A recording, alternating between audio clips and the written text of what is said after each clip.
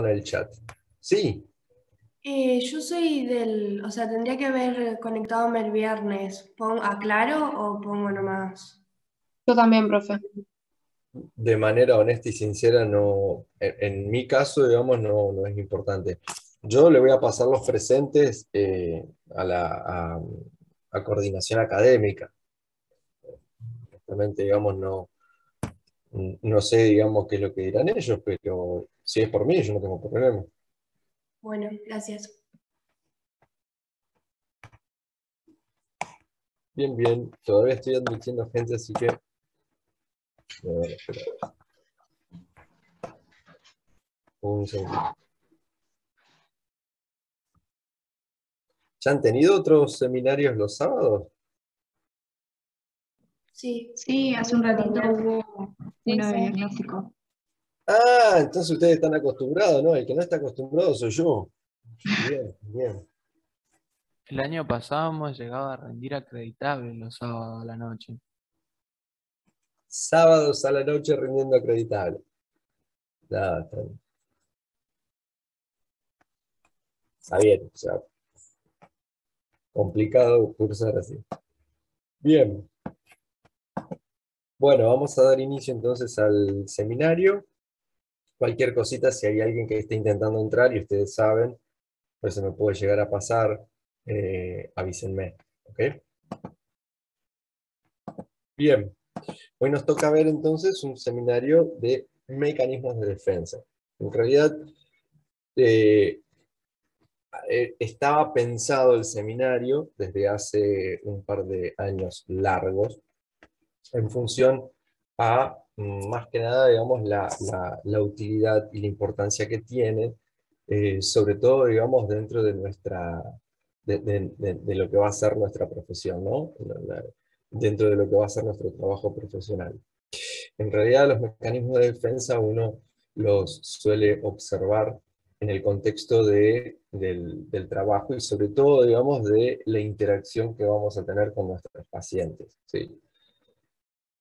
Lamentablemente nadie va a hacer turismo a un sanatorio, o a un hospital, o a un consultorio médico. Siempre que va es porque necesita resolver un problema, ergo lo más probable es que haya una situación que genere angustia y por ende desequilibrio psíquico.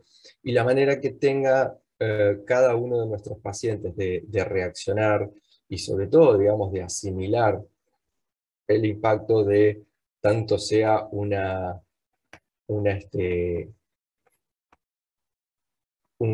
método de diagnóstico, tanto sea, digamos, un diagnóstico en sí mismo, el tratamiento, etcétera, digamos, va a depender muchísimo de lo que pueda llegar a asimilar, digamos, de acuerdo al mecanismo de defensa que tiene. Vale decir, digamos, de cómo se defiende de ese desequilibrio, que normalmente es angustia, puede llegar a ser también agresividad, que tiene, digamos, y que lleva con sí su propio aparato psíquico. Así que bueno, lamentablemente y de repente la bibliografía que se tenía no estaba en el contexto virtual y por tanto, digamos, volvimos un poco a dar los mecanismos de defensa desde el punto de vista de, bueno, como tema solitario. Pero sepan que esto, digamos, tiene bastante que ver con, con su propia profesión. Si ustedes conocen el tema, o por lo menos no al punto de manejarlo, pero sí, digamos, de tenerlo en cuenta, lo más probable es que puedan mejorar la relación que puedan llegar a tener con su propio paciente. ¿Ok?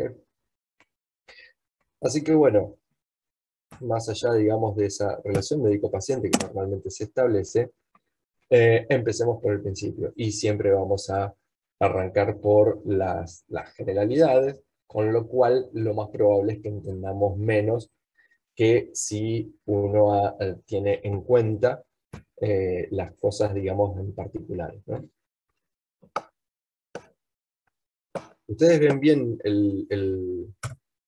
las diapos, ¿verdad? Sí, profe. Sí, profe. Perfecto. Bien, pues yo tengo, digamos, las ventanitas del Zoom abierto y tengo un montón de otras cosas, entonces, no, no de otras cosas, sino, digamos, la- el- los pop-up estos, digamos, de Zoom y me dificultaba algo. Así que bueno, lo más probable, vieron que cuando uno empieza a estudiar inmunidad tiene ciertas generalizaciones que se entienden, pero se entienden después de que uno ha ido a temas específicos, ¿sí? Eso, digamos, de aprender a reconocer lo propio, etcétera. Al principio, digamos, tiene una connotación y luego cuando uno, y se van a dar cuenta que cuando terminen de, de leer y de estudiar bien inmunidad, tiene otra connotación bastante más profunda que la que uno tenía, digamos, al principio.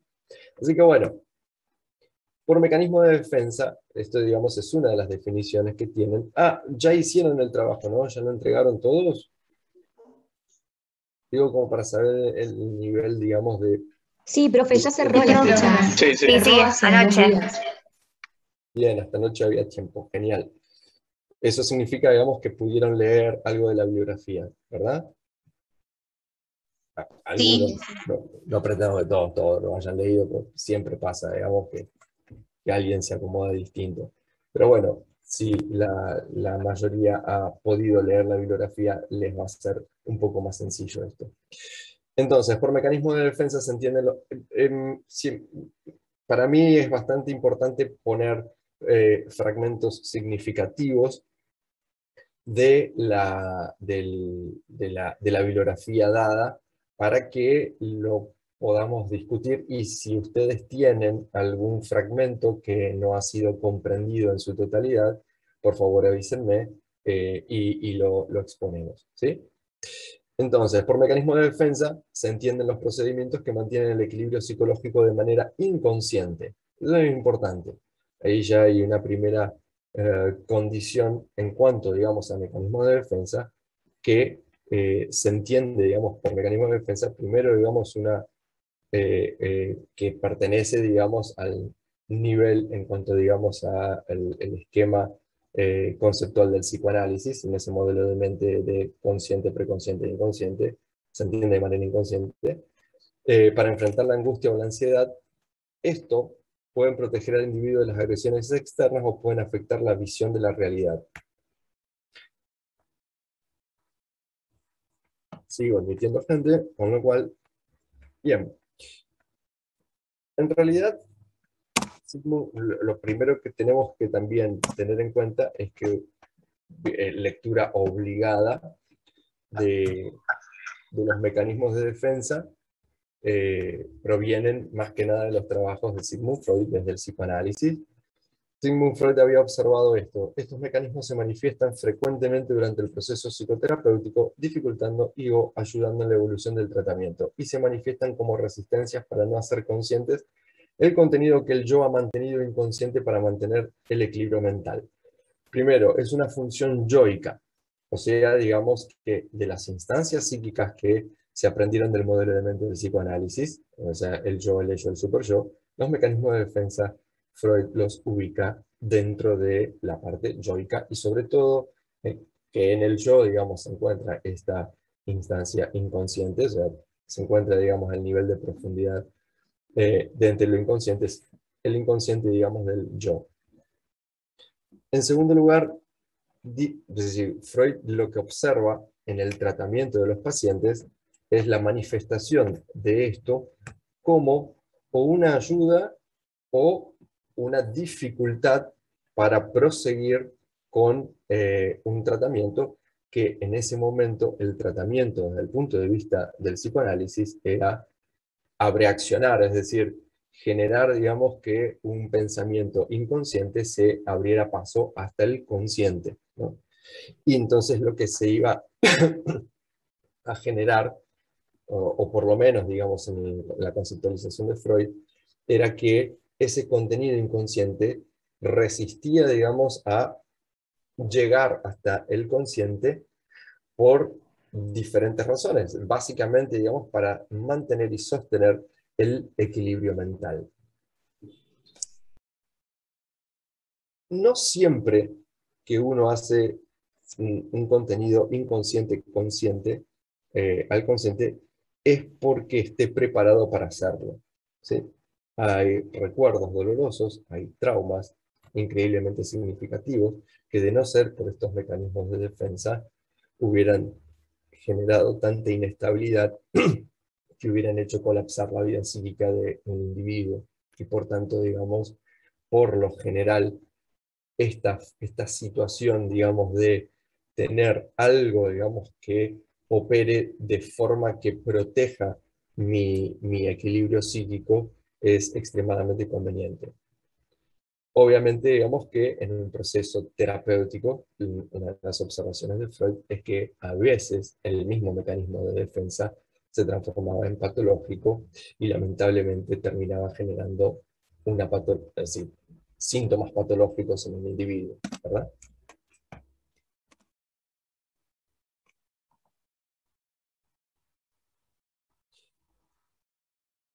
Entonces, los mecanismos de defensa tienen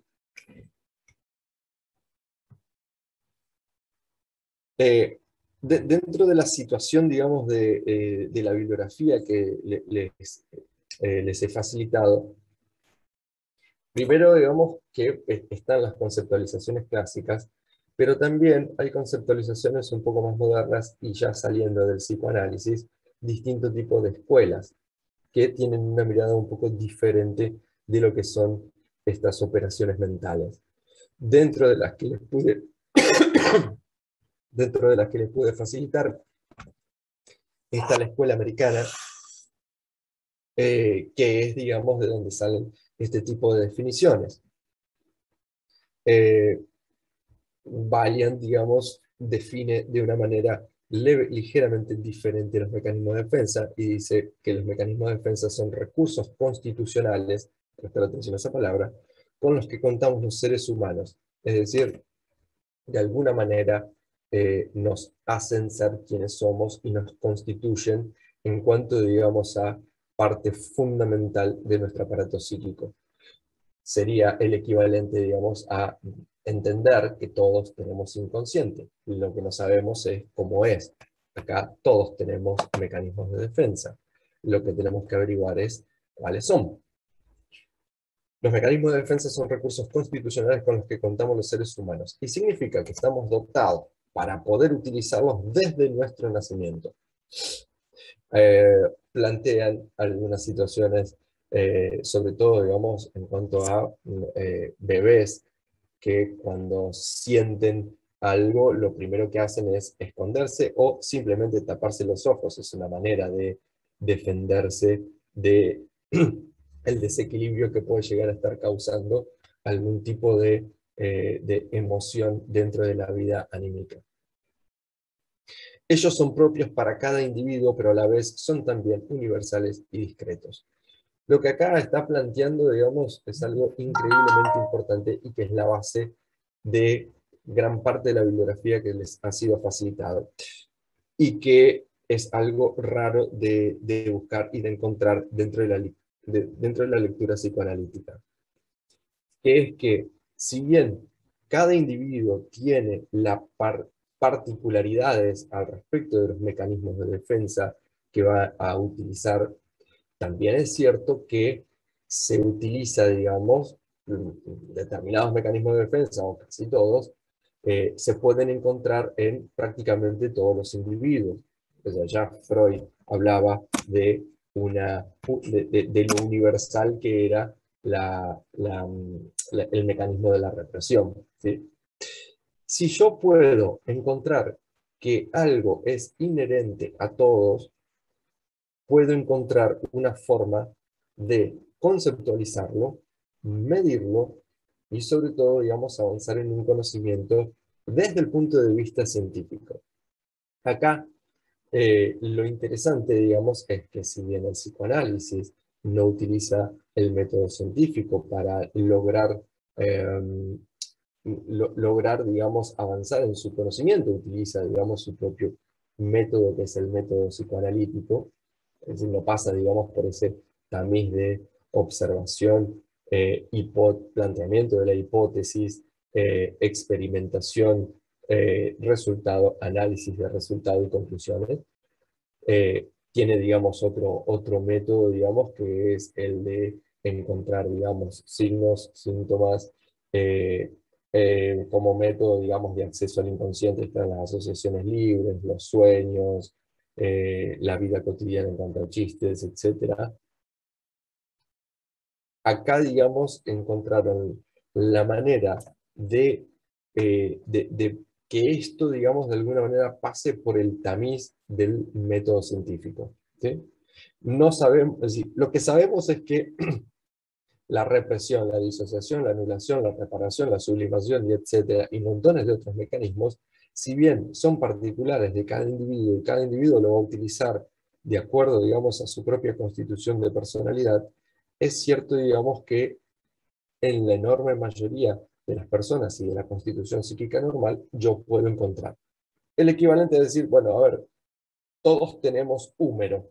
Sí es cierto, digamos, que el húmero va a variar de acuerdo, digamos, a la forma, digamos, que tengas de vivir, a la manera que tengas de hacer fuerza. Las inserciones tendinosas serán más o menos grandes, digamos, de acuerdo a la fuerza que tengas, que hayas adquirido, si sos varón, si sos mujer, y etc.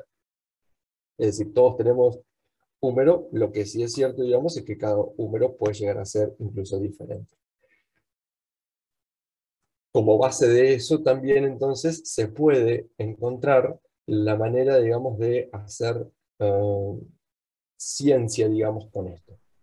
Y por tanto, digamos, a cuento de esto viene uno de los trabajos que les he entregado, que es el estudio de los mecanismos de defensa en excombatientes de guerra y, digamos, en el estudio del trastorno por estrés postraumático.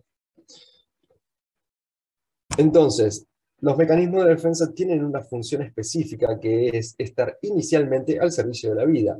Es decir, como toda condición y situación constitucional nuestra, siempre tiene un sentido biológico o psíquico. Es decir, esto no existe, digamos, y nadie lo ha inventado. Es solamente, digamos, una observación y un esquema para darle una explicación. Pero también son útiles para evitar montantes de angustia extrema. Estar al servicio de la vida significa que es el regulador que equilibra las energías de todas las instancias psíquicas y la relación que se establecen entre ellas, que llamamos psicodinamia. Son recursos que utiliza el yo de un modo inconsciente, aunque a veces pueden ser utilizados también de un modo consciente para afrontar situaciones dolorosas. Con esto puede llegar a generarse una enorme confusión en algún sentido. Si bien, cuando hablamos de mecanismos, todavía uno tiene la idea, digamos, freudiana de considerar el aparato, digamos, el aparato psíquico, digamos, como tal. En realidad, Freud lo que hace es darle un cuerpo al mundo mental desde los inicios, ¿verdad? O sea, estaba el aparato circulatorio, el aparato osteomioarticular, el aparato digestivo, el aparato respiratorio, etc. Lo que él hace es poner y asemejar, él viene del mundo de la medicina, la mente, digamos, con un aparato más del cuerpo, y por tanto, al ponerle un cuerpo, puede empezar a generar, digamos, una idea, digamos, de su funcionamiento, y a partir de ahí empieza a montar sus estudios, digamos, y su conocimiento y su saber. Puede estructurarlo de alguna manera. Para darle una estructura le tuvo que poner un cuerpo. Entonces nosotros, cuando hablamos del mecanismo de defensa, todavía hacemos referencia a esa estructura mecánica, que no lo es de ninguna manera, pero que de eso, digamos, le ha quedado el nombre, ¿no? Son recursos entonces que utiliza el yo de un modo inconsciente, aunque a veces pueden ser utilizados también de un modo consciente para afrontar situaciones dolorosas. Nosotros, cuando hablamos de mecanismos, estamos hablando de prácticamente un automatismo mental, ¿sí? Es decir, nosotros no nos podemos no darnos cuenta. Probablemente, con el correr del tiempo, uno puede darse cuenta, digamos, de que tiene una manera de disminuir su angustia o de resistir bastante mejor la angustia o de ser más vulnerable que otro o más permeable a una situación difícil de la vida o de la existencia, ponerse a pensar en ello, digamos, y ver qué es lo que hace otro o qué es lo que hago yo mismo. ¿Sí? No significa que por eso sea el mecanismo en sí, digamos, consciente. De hecho, digamos, cuando veamos mecanismos de enfrentamiento, a diferencia de un mecanismo, de un mecanismo de defensa, digamos, hablamos de una parte que sí es consciente. Pero el mecanismo como concepto, ojo, no se confundan, porque a lo mejor, digo, puedo llegar a hacerles una pregunta o puede llegar a aparecer como pregunta, los mecanismos de defensa son inconscientes. Si hay algo que pueden no entender o no entienden, directamente abren el micrófono y me frenan, ¿sí? Los mecanismos defensivos tienen una cualidad dinámica, lo cual implica que cada sujeto puede acceder a utilizarlos de acuerdo con las posibilidades que cuente en ese momento para poder afrontar las amenazas y los peligros, tanto en el mundo psíquico interno como en el mundo externo real. Esto es increíblemente interesante porque en la medida en que va madurando el aparato psíquico, digamos, de cada individuo, en la medida en que va constituyéndose y de alguna manera limitándose las instancias psíquicas, se van incorporando mecanismos de defensa nuevos, ¿sí? Cuando un ser humano nace, digamos, o sea, va siendo puro ello, después va diferenciando el ello del yo, después, digamos, empieza a, a, a- a elaborarse, digamos, y sobre todo, digamos, a tomar forma el super yo, empieza a existir simbolización y etcétera, con lo cual no es que se van perdiendo los mecanismos de defensa, no es que se van cambiando, sino que en la medida que van madurándose, van incorporándose al aparato psíquico. Con lo cual, de repente, una situación traumática en un momento de la vida en donde no existían suficientes herramientas como para defenderse, no existían herramientas elevadas para sostenerse, y de repente una situación de disociación del trauma en cuanto, digamos, a representaciones, afectos y otro tipo, digamos, de disociaciones, pueden llegar a ser absolutamente convenientes en ese momento, aunque después, en la vida adulta, yo haya incorporado otros mecanismos de defensa. Acá lo interesante o lo importante es que cada uno utiliza los mecanismos de defensa que tiene en algún momento de su vida o de su existencia. No necesariamente, digamos, va a utilizar siempre el mecanismo de defensa desde que nace. Como todo en prácticamente, digamos, el ser humano, uno tiene puede llegar a tener cierta predisposición a manejarse dentro de un determinado grupo de mecanismos de defensa o está destinado a desarrollarlos, y pueden pasar cosas en el camino, pueden pasar desde que se generen situaciones traumáticas o de que se detenga la maduración del crecimiento. Por ejemplo, digamos, nutrición genera un retraso mental, por tanto, digamos, una falta de maduración cerebral y una imposibilidad de acceder a mecanismos de defensa más elevados. Digo, como para poner un ejemplo. También es cierto, digamos, que traumas importantes pueden llegar, y hoy lo sabemos, pueden llegar a causar lesión cerebral, con lo cual también pueden llegar a verse alterado o afectado la posibilidad o las chances de desarrollo de estos mecanismos defensivos, ¿sí? También implica que en un proceso terapéutico, o sea, cuando puede llegar a existir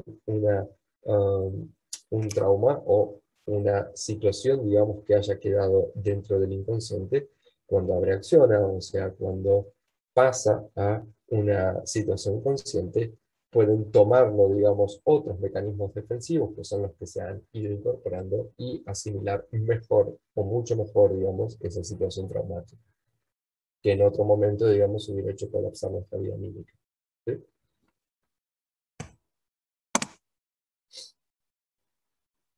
Lichberg dice que cada individuo cuenta con la posibilidad de utilizar un número significativo de mecanismos de defensa.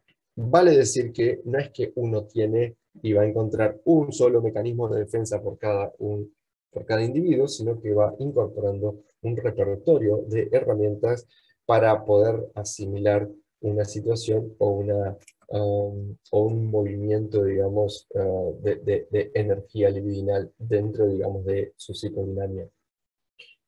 Sin embargo, existe una tendencia a utilizar predominantemente un patrón determinado en detrimento de otros. Los mecanismos de defensa son parte constitucional de un individuo y por tanto, digamos, forman parte de nuestra forma de ser, la manera que nosotros tenemos de relacionarnos con el mundo, con nosotros mismos y con nuestro propio cuerpo. Por tanto, digamos, nuestra personalidad va a tomar determinada característica en cuanto a mecanismos de defensa que van a darnos una entidad y una manera, digamos, propia de utilizarlo. Esta particularidad de su funcionamiento está relacionada con el nivel de organización psíquica y con su funcionalidad habitual. No significa que cuando encontremos o nos encontremos frente a cosas, frente, digamos, a una situación diferente de vida, no echemos mano a otros mecanismos de defensa que hemos utilizado en algún otro momento de nuestra existencia, ¿sí? Estamos hablando de que en la habitualidad, es decir, digamos, en la vida diaria, nosotros normalmente, y de acuerdo a la personalidad que tengamos, solemos utilizar un determinado grupo de mecanismos defensivos. La modalidad defensiva específica determinaría el tipo de organización defensiva de cada sujeto, con lo cual, digamos, esto forma parte de la exploración que uno puede llegar a hacer en el contexto de una psicoterapia o en el contexto de una relación de vida diaria. Los mecanismos de defensa, entonces, como definición, son procesos automáticos, ¿sí? Estamos hablando de automatismos mentales. Para que más o menos se hagan una idea, un automatismo, por ejemplo, digamos, en cuanto a escritura, sería, digamos, la firma nuestra, o, digamos, la manera que nosotros tenemos de escribir. Nosotros no pensamos cómo poner la mano, nosotros no pensamos cómo agarrar la virome, simplemente lo hacemos, ¿sí? Pero ¿cómo arrancamos? Como arrancamos todos en primer grado en jardín, palote, palote, palote, palote, palote inclinado para acá, palote inclinado para allá, puntito, rulito, etc. Hasta que incorporamos eso y lo automatizamos. Bueno, esto, digamos, simplemente surge, ¿sí? Eso significa que ante una eventualidad, por ejemplo, digamos, si alguien llegara a enterarse de una muy mala noticia, no sé, perdió Colón, se murió, digamos, la mascota mía, etc. Llegara, digamos, a enterarse de eso, bueno, de manera automática yo voy a tener una reacción y voy a poner en marcha este mecanismo defensivo que me permite volver a encontrar rápidamente el equilibrio. Protegen al individuo frente a la ansiedad y la amenaza de origen interno o externo. Reciben este nombre una serie de métodos o técnicas que utilizan todas las personas con el fin de evitar la angustia o ansiedad que nos producen las frustraciones y los conflictos de nuestro psiquismo. También es cierto, digamos, que las emociones positivas, las grandes emociones positivas, pueden llegar a poner en marcha alguno de estos mecanismos defensivos. No necesariamente, digamos, siempre es angustia o agresividad, que son los dos grandes, los dos grandes contextos en que esto se ve estudiado y se ve aprendido. Simplemente, digamos, la energía, digamos, psíquica, digamos, transformada en líbido, puede llegar a ser también positiva, ¿por qué no? Eso lo vamos a ver con alguno de los mecanismos de defensa más adelante. Los mecanismos de defensa son funciones psíquicas reguladoras. Es decir, si bien lo vamos a ver muchísimo más frecuentemente en una función psíquica que regula, digamos, y que trata de poner en equilibrio situaciones de angustia y agresividad. También es cierto, como les decía, que en el otro extremo, en el otro contexto, digamos, también es válido la utilización de mecanismos de defensa. Su misión dentro del psiquismo es la de regular las cargas de energía, disminuyendo la tensión psíquica para proteger el equilibrio y evitar toda clase de trastornos o perturbaciones producidas por el exceso de excitación emocional. Vamos a suponer que también te regalan un auto, como si podés llegar, digamos, a tener una emoción tan grande que requiere la utilización de algunos de estos mecanismos de defensa, ¿sí? Para poder sostener un poco, digamos, ese equilibrio. Bien.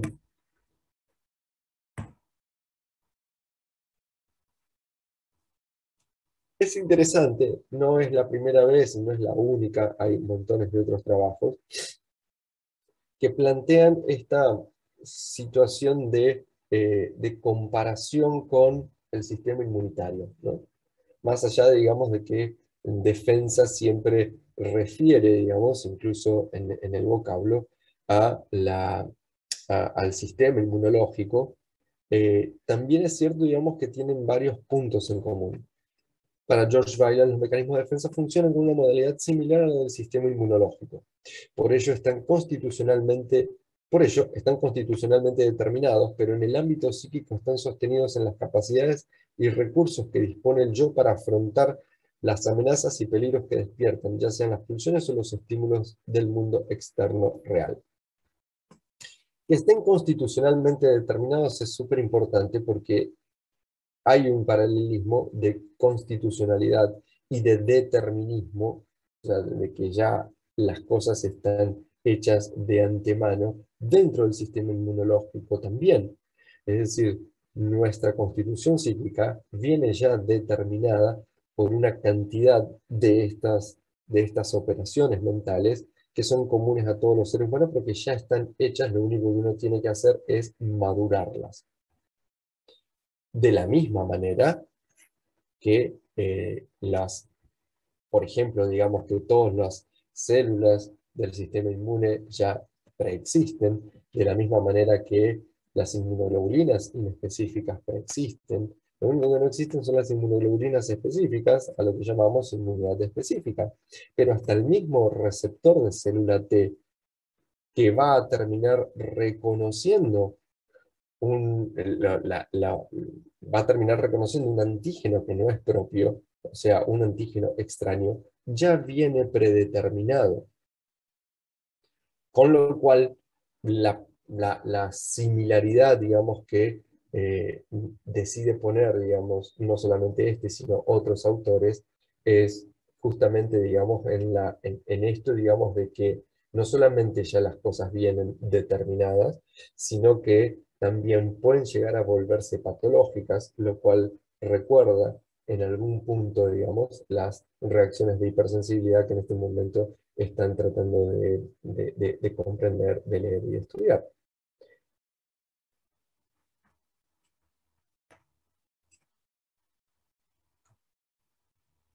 La constitucionalidad de los mecanismos de defensa está justificada en la universalidad de los mismos, y estas ideas están en las mismas raíces de la metapsicología psicoanalítica, ya que hasta el propio Freud planteó operaciones defensivas universales como lo es la misma represión. Sin embargo, no todos los individuos utilizan los mecanismos de defensa idénticos, sino que estos varían entre las diferentes configuraciones estructurales del aparato psíquico. O sea, básicamente de acuerdo a la personalidad que cada individuo tenga, ¿sí? Lo otro, digamos, es lo que esta idea o estos conceptos que hemos venido repitiendo desde antes. Entonces, como para puntualizar y haciendo, digamos, un punteo. En cuanto a generalidades, son dispositivos del yo, son inconscientes, puede utilizarse más de un mecanismo a la vez, consisten en arrojar fuera de la conciencia algún aspecto de la realidad. Cuando hablamos de que los mecanismos de defensa suelen parcializar de alguna manera la realidad para poder hacerla un poco más asimilable, se trata de esto, ¿no? Algún aspecto de la realidad siempre queda de lado, digamos, no fuera del aparato psíquico, sino, digamos, distribuido. Son utilizados por todas las personas y no solo por aquellas que padecen trastornos psíquicos. Hay una situación, siempre cuando uno lee o sea, desde trabajos hasta los conceptos clásicos de mecanismos de defensa, siempre lo lee dentro de, el contexto de la patología psíquica. Y sin embargo, los mecanismos de defensa pueden observarse de manera increíblemente simple, digamos, de ver en la vida cotidiana, ¿sí? Pasa, digamos, que en una situación patológica se vuelven importantes e interesantes, no solo desde el punto de vista psicoterapéutico, en cuanto a abordaje de un paciente, sino también para, para tratar, digamos, de volver esa defensa a un nivel normal, a un nivel natural, y que le permite al individuo desbloquear, desreprimir o simplemente, digamos, avanzar en un proceso madurativo. Logran reducir la ansiedad generada por los conflictos y las tensiones a través del autoengaño, o sea, negar o minimizar verdades desagradables. Lograr reducir la ansiedad generada y los conflictos, digamos, es donde se ve justamente, digamos, en una situación patológica, ¿ok? Y esto, digamos, sí es interesante, la mayoría de ellos, y en cuanto, digamos, a la conceptualización desde lo clásico y desde lo primitivo, entienden, digamos, que no resuelven el conflicto, pero sí alivian la ansiedad. Es decir, no son resolutivos, la enorme mayoría de ellos, y hablando de concepciones clásicas, porque hablando de concepciones modernas, digamos, hay mecanismos defensivos que tienden a generar justamente, digamos, afrontamiento de situaciones que permiten resolver los problemas, ¿no? Pero como generalidad, en realidad no estarían resolviendo un conflicto, ¿sí? Simplemente, digamos, lo que hacen es tratar de asimilar una situación o justamente, digamos, el equilibrio de energía psíquica. Bien, de esto tienen bibliografía, incluso, digamos, partes redundantes de trabajos en donde habla de los trabajos de Anna Freud, que es la que más se ha encargado de estudiar, obviamente, los mecanismos de defensa en su libro, digamos, Yo y los mecanismos de defensa, obra que continúa en la profundización de los conceptos de Segismundo, de su padre, y, digamos, con el cual ella ha rivalizado de manera feroz en prácticamente toda su existencia con otra grande del psicoanálisis, que es Melanie Klein, ¿no? En su bibliografía y en su libro, digamos, Anna Freud describe 9 mecanismos defensivos, en realidad, digamos, en cuanto a puntualización, ¿no? Esos 9 mecanismos defensivos los vamos a pasar a explicar un poquitito, digamos, como para más o menos entender y saber de lo que se trata. No obstante, y esto, digamos, quiero ser completamente honesto y sincero con ustedes, este, digamos, es el contenido que a mí más me interesa, más allá, digamos, de las conceptualizaciones y sobre todo, digamos, de la comprensión que se tenga desde las generalidades. A mí me interesa, digamos, que puedan no solamente comprender los mecanismos de defensa, sino poner un ejemplo, ¿sí? Digo, porque en los exámenes finales, lo único que pregunté hasta ahora, desde hace 15 años, son mecanismos de defensa, mención y ejemplos, ¿sí? Entonces, me interesa de sobremanera que puedan darme ejemplos. En la medida en que ustedes me den un ejemplo claro y que ustedes puedan observar dónde está utilizado el mecanismo represivo, el mecanismo de defensa, no tengo hablado. El mecanismo de defensa es donde uno, como evaluador, va a entender que ustedes entendieron ese concepto, ¿sí? Y que por tanto, digamos, en la comprensión de ese concepto, ese tema está en condiciones, digamos, de ser aprobado, ¿sí? Pero lo único que pregunto es que me den un ejemplo y dónde lo ven, ¿ok? por ahí si se puede, si en la comprensión ustedes ya lo pueden explicar y qué sé yo, mejor, pero por lo general en los exámenes no pregunto y tampoco hago que me desarrollen algo, alguien, digamos, que quiera lucirse y usted, digamos, para sacar nota, etcétera, digamos, bueno, fenómeno. Pero apréndanse y sepan ver ejemplos de esto. ¿Estamos? Bien. Lo único que les pido, digamos, es que por ahí abran el micrófono y me digan sí, porque por ahí me siento solo. Sí, profe. Sí, profe. Sí, sí, entendido, Bien, perfecto. genial. Bien, entonces, veamos estos mecanismos de defensa. En cuanto a represión, consiste en rechazar fuera de la conciencia todo aquello que resulta doloroso o inaceptable para el sujeto. El componente afectivo puede mantenerse activo en la conciencia, desprendido de sus ideas asociadas. Acá uno puede, digamos, sin la imagen normal, digamos, o sea, este mecanismo de represión creo que se ha visto bastante en primero y en segundo año, pero vale la pena, digamos, repasarlo muy rápidamente. Puede una situación traumática quedar enterrada, digamos, vía las barreras, digamos, del inconsciente y vía la barrera de la represión y condicionar la conducta del individuo a partir de las sensaciones que generan y desprendiendo la emoción, es decir, esa sensación de la representación original. La puede llegar, digamos, a condensar, a proyectar, digamos, ya, por distintos tipos, digamos, de operaciones mentales.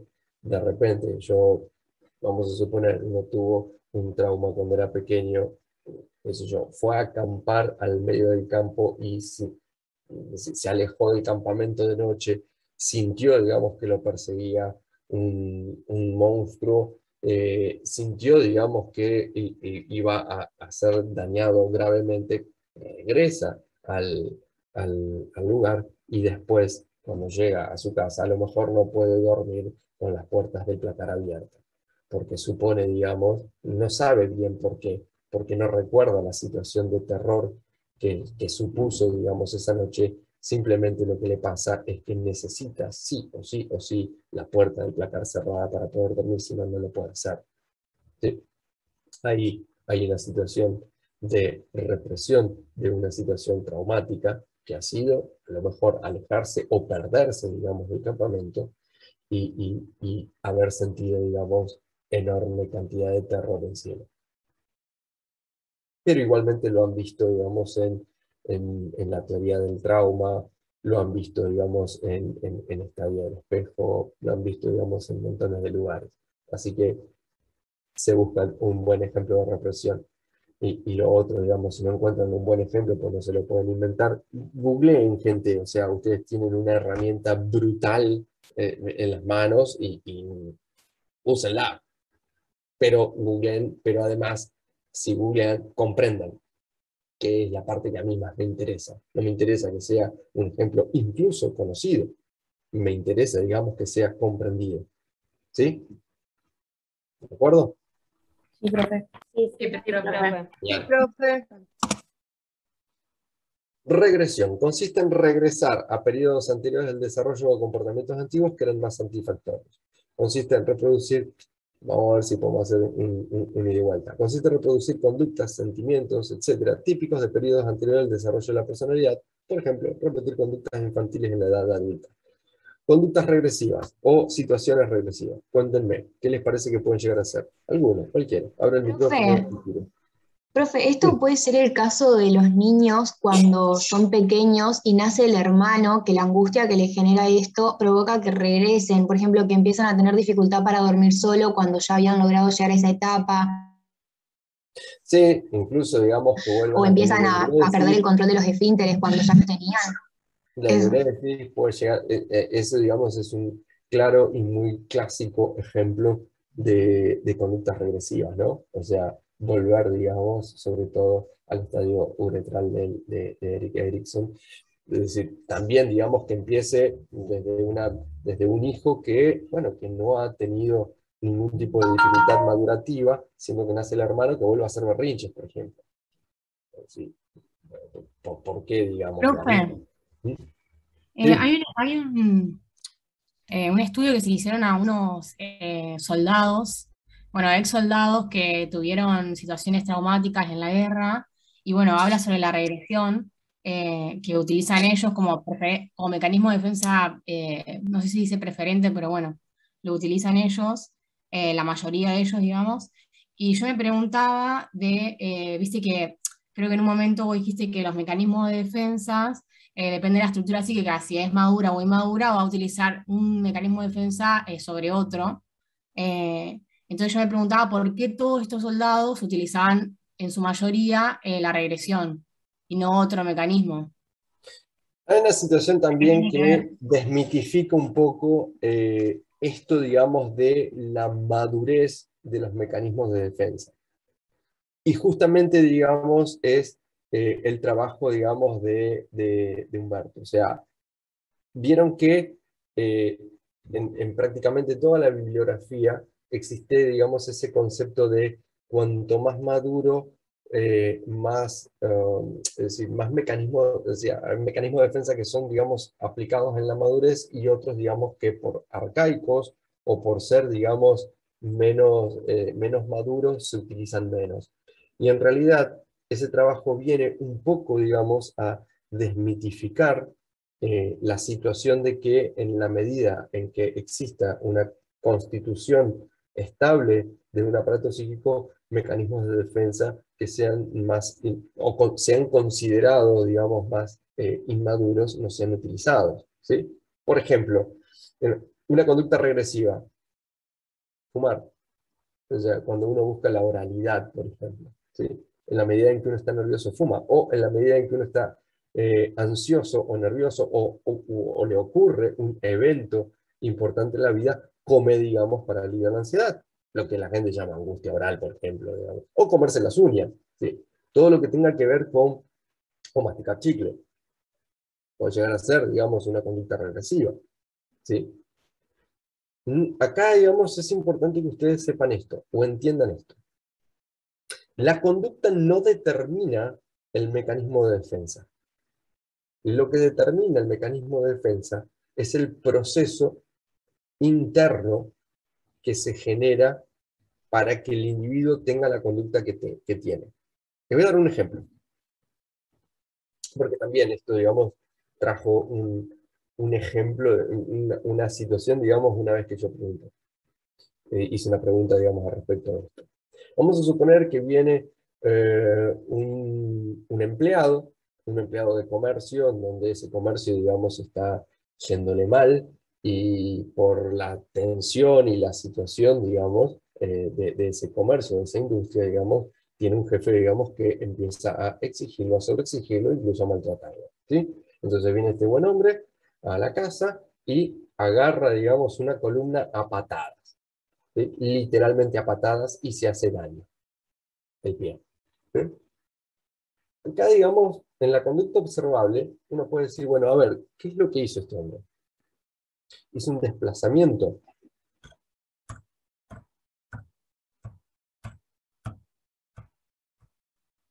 Sí. Hizo un desplazamiento. Tomó, digamos, ahí está el desplazamiento, ¿no? Tomó esa agresividad y la desplazó a otro objeto que sea socialmente más aceptable, digamos, o que pues, se pueda hacer, que en vez de agarrar al jefe y descargarse con aquella persona, digamos, que le está haciendo daño, se le agarra, digamos, una columna y le pega. Puede llegar a ser, sí, puede llegar a ser, y puede llegar a desplazar desde la ira que puede llegar a tener con su jefe, la puede desplazar a su esposa, la puede desplazar a su familia, la puede desplazar a su computadora y romperla, la puede desplazar, digamos, a la comida, digamos, y comer, es decir, o romper algo, etc. Pero también puede llegar a ser de que ese hombre tenga la situación de que en realidad el jefe es una persona muy querida, o fue una persona muy querida, porque era el compañero de trabajo y ascendió, porque eran amigos, porque entraron juntos, etc. Y en ese momento, la herida que le provoca es de tal magnitud. Acuérdense, digamos, que ese ser humano está, digamos, envuelto en energía libidinal y forma parte de mi yo.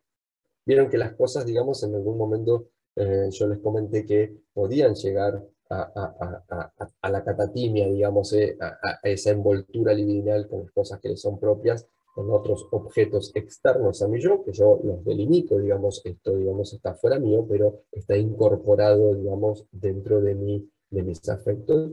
Y vamos a suponer que esta persona haya apreciado y quiera muchísimo, y lo está hiriendo, y lo que hace es hacerse daño, o sea, le golpea la columna con la intención de hacerse daño, de encontrar dolor, porque lo que está haciendo es agredir a la parte, digamos, del jefe que está impresa, que está inscrita en su yo.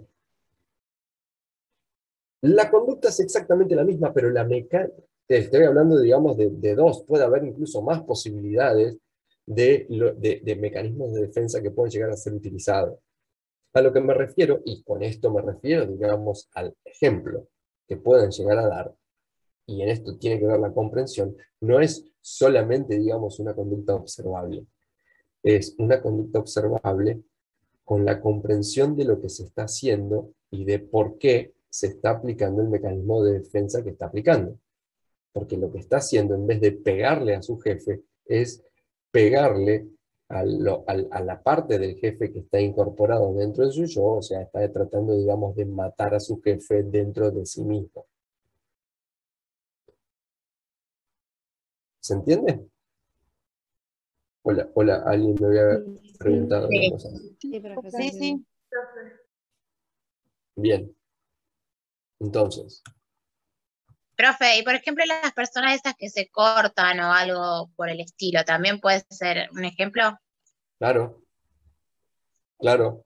Lo que uno tiene que ver ahí es, a ver, si bien, digamos, por lo general, vamos a suponer que se están cortando, o anorexia, por ejemplo, anorexia nerviosa, no comen, ¿dónde Sí. estaría el problema ahí? Y básicamente, digamos, ahí está, hay un problema, digamos, en cuanto a la fase de desarrollo oral, ¿verdad? O sea, a ver, a todo esto entendamos lo siguiente, lo que nosotros hacemos cuando observamos este tipo de fenómenos, estamos observando una parte del ser humano, ¿sí? Estamos observando solamente los movimientos y sobre todo, digamos, las operaciones mentales. Estamos dejando de lado prácticamente gran parte del ser humano en cuanto, digamos, a la biología y probablemente, digamos, para aquellos que sean creyentes, digamos, la parte del espíritu. O sea, estamos dejando gran parte del ser humano afuera. Con lo cual, yo no puedo hablar ahí de genética, por ejemplo, porque no le interesa al movimiento de operaciones mentales la genética biológica. ¿Estamos? Cuando hablamos en psicoanálisis de genética, hablamos de algo que ya trae desde el nacimiento, pero sin que por eso se refiera, digamos, por ejemplo, a la estructura de ADN. ¿Estamos? Ahora bien, imagínate, digamos, que en una anorexia nerviosa, o sea, en una paciente que tiene una distorsión del esquema corporal y sobre todo, digamos, de que no puede, no puede incorporar alimento o no quiere, o básicamente, digamos, no tiene hambre, nosotros decimos que en realidad se está defendiendo de la figura normal, esto es lo que ocurre normalmente, de una figura materna, la cual, digamos, odia, pero de la cual depende. ¿Sí? Entonces, de ahí, digamos, es que esa persona, digamos, está tratando, digamos, de generar conductas de vuelta contra uno mismo, digamos, tratando, digamos, de resolver un problema materno. Lo mismo que las personas o que pueden llegar a tener trastorno borderline de la personalidad, ¿sí?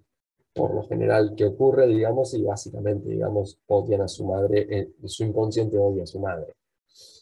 ¿Es tan así? No. ¿Qué es lo que tiene que ocurrir? y uno tiene que explorar, buscar y encontrar qué es lo que está ocurriendo con esa persona, con ese sujeto. Profe, ¿Se capaz que entiende, hay una digamos, la pavada. idea? ¿Cómo? Sí, sí, se entendió. Capaz que hay una pavada, pero ¿tiene algo que ver con la pulsión de muerte? ¿Eso de la vuelta hacia uno mismo? Sí, a ver, acá hoy vamos a ver solo, digamos, mecanismos de defensa. Después hay que integrarlo con estas pulsiones de muerte. A ver, a cuento de eso, Fabro, les di o les facilité en la bibliografía un trabajo, digamos, que me pareció bastante sintético de las distintas teorías psicoanalíticas que existen, ¿sí? Para que se vea, digamos, bueno, que hay un espectro en realidad desde Sigmund Freud, desde los trabajos de Anna Freud, desde Otto Rank, desde Carl Jung, desde, y ahí, digamos, desde Otto Rank allá, digamos, en Norteamérica, que fabrica, digamos, toda el psicoanálisis, la teoría del self, eh, etcétera. O sea, hay como muchas ramas dentro del psicoanálisis y cada escuela tiene su forma de ver y de interpretar primero este tema y tiene sus enormes diferencias. De hecho, por ejemplo, digamos, o sea, la escuela kleiniana rivalizaba con la de Anna Freud en el sentido de que Melanie Klein, Anna Freud también se dedicaba a estudiar niños y Melanie Klein también. Lo que Melanie Klein decía era que las experiencias infantiles no determinaban la personalidad del individuo, es decir, no necesariamente lo hacían, que eran importantes seguro, pero que un individuo no iba a estar, no estaba todo perdido. En cambio, en la conceptualización de Anna Freud y siguiendo, digamos, y desarrollando parte de la teoría de su padre, decía que las experiencias tempranas de la infancia, hasta aproximadamente los 6 años, generaban un determinismo en la constitución del psiquismo, o sea, en la constitución de la estructura psíquica. Y de eso, digamos, ha habido peleas feroces. Antes las peleas no era que iban, se agarraban a cachetadas, sino que simplemente se publicaban libros. Uno publicaba un libro, una teoría, y otro publicaba otro. Y así, digamos, eran las peleas de antes. Eran un poquitito más civilizadas que hoy. Pero esto te pone en contexto, primero, digamos, las distintas teorías. Al poner en contexto los distintos tipos de teorías, nosotros lo que vemos ahora es una parte de ese conocimiento que después, más adelante, deberá de ser integrado, pero no es algo, digamos, desde la medicina, pero debería de ser integrado con otros temas. La pulsión de vida, la pulsión de muerte, es uno de ellos, digamos, pero debería de ser integrado con el resto, digamos, de lo que ustedes han estado viendo. Por ahora, digamos, vamos a ver esto como mecanismo aislado, que es, digamos, básicamente, digamos, lo que nuestro objetivo hoy. Fabro, ¿te he contestado? Sí, sí, o sea, es como que yo también había relacionado como no encasillarlo solamente en un mecanismo y de por sí, sino que está integrado en otras cosas. Entonces sí, estaba pensando Bueno, bien. claro, una de las preguntas también se refiere a eso. Una de las preguntas guías, si mal no estoy recordando, eh, eh, propuse, digamos, que lo pudieran poner en el contexto no solamente, digamos, de tema como tema, sino que lo pudieran poner en contexto con otros temas de salud mental y también con el resto, digamos, de la medicina, donde se puede ver o aplicar esto. ¿Ok? No obstante, digamos, tienen todo un paper en donde de alguna manera contextualiza mecanismos de defensa y, digamos, la ubicación que tienen en el cuerpo de conocimiento. Bien. A ver.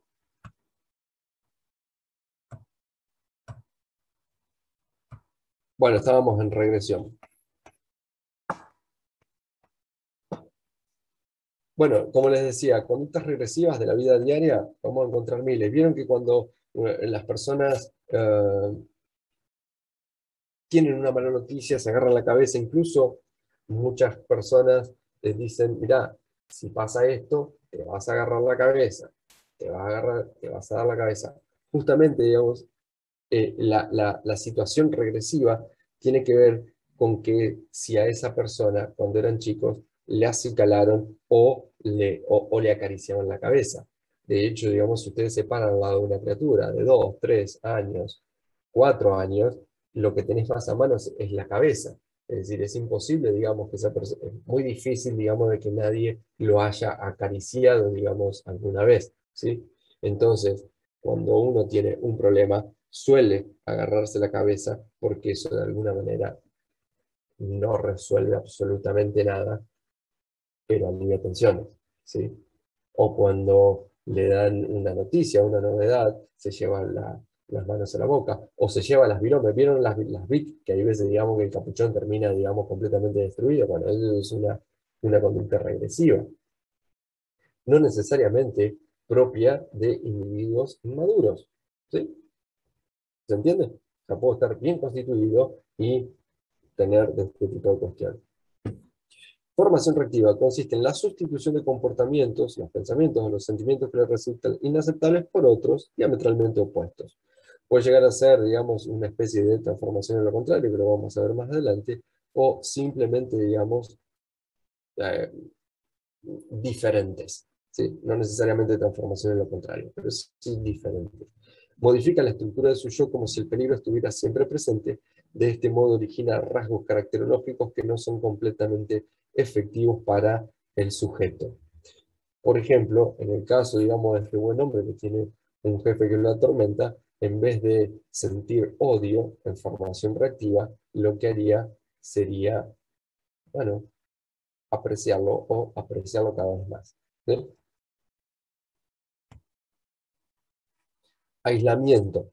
Consiste en separar la emoción o el afecto de un recuerdo doloroso o un impulso amenazante. Es un poco diferente o contrario al mecanismo de represión. Se divorcian los recuerdos de los sentimientos. Creo que en la represión lo que podía llegar a ser consciente era el afecto y la representación o la imagen, digamos, puede llegar a quedarse, digamos, dentro del inconsciente.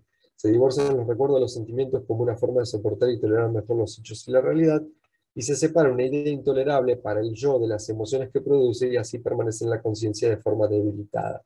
Es decir, eventos en la existencia que han generado una enorme cantidad de dolor puede ser aislado en cuanto a disociación, digamos, el afecto y puede llegar a irse, digamos, a una situación, y puede quedar en situación inconsciente, ¿sí? Uno puede incluso relatar lo que pasó, vamos a suponer en el contexto de una violación o en el contexto de una situación increíblemente agresiva. Bueno, yo puedo aislar, digamos, o sea, mi aparato psíquico como mecanismo puede llegar a aislar los recuerdos de los afectos y puedo tener el recuerdo sin toda la carga emocional que tenía en un primer momento. La anulación o reparación. De esto, digamos, hay un montonazo de películas. Consiste en la realización de un acto determinado con el fin de anular o reparar el significado de uno anterior. Miren cuando uno habla de el traumado, el tipo, digamos, que, bueno, por lo general en una peli alguien tiene un evento, digamos, importante, donde no pudo hacer, o el protagonista no pudo hacer algo por alguien y después todo el tiempo está haciendo eso, digamos, para tratar, o con el fin, digamos, de mitigar la angustia que le produce ese fracaso. Tiene un montón de películas, incluso por lo general, digamos, son o médicos que se le ha muerto la madre cuando eran chicos, entonces viene y para tratar, digamos, de salvar a la madre, trata de salvar a todas las madres del mundo, salvar a todos los pacientes, bla, bla, bla, bla. Pero eso existe, digamos, y puede llegar a ser un mecanismo defensivo. No significa que nos decimos un médico porque estamos frustrados por no haber salvado a alguien, ¿sí? Sino que como mecanismo de defensa puede ser de que esta operación mental se genere. Proyección consiste en atribuir a otros, y en general al mundo exterior, motivaciones que se rechazan o no se reconocen en uno mismo, ¿sí? Al comparar pensamientos, intenciones, afectos o conflictos internos con los demás, justificamos nuestros propios deseos. Ejemplo, ¿a alguien se le ocurre alguno?